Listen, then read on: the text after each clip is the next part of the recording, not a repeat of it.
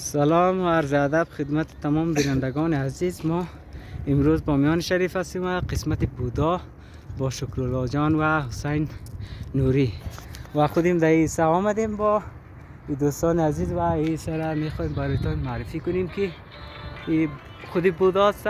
دوستان عزیز این شمامه نام داره.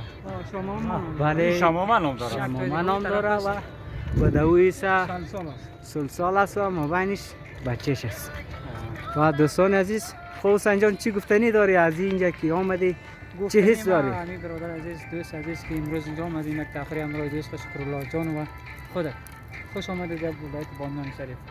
اینجا میبینیم بودای بسیار مقبول است. یک بود سلسال بودیم این شمامه است سلسال بین این دو تا بود یک بود دیگه هم قرار داره که خورد است. بله میگه بسیار خوشحال هستم که همچنان اینجا آمدیم. شکرالله جان چی گفتنی داری؟ خوش آمدید دوست عزیزم حسین جان از ولایت مزار شریف در بامیان.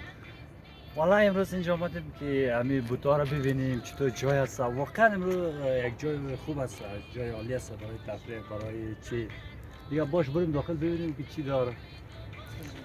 سلام.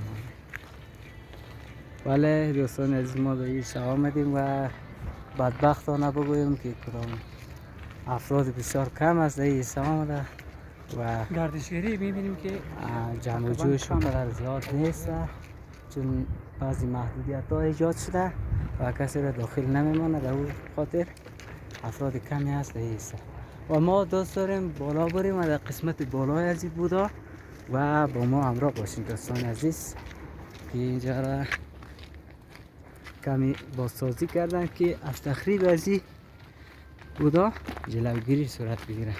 و این پایین است دوستان عزیز که این جنگل هست، باغ هست و بین از این باغ ها باغچه های کچالو است. و این بود دوستان عزیز معرفی بودا. تا دیدار بعد بدرود.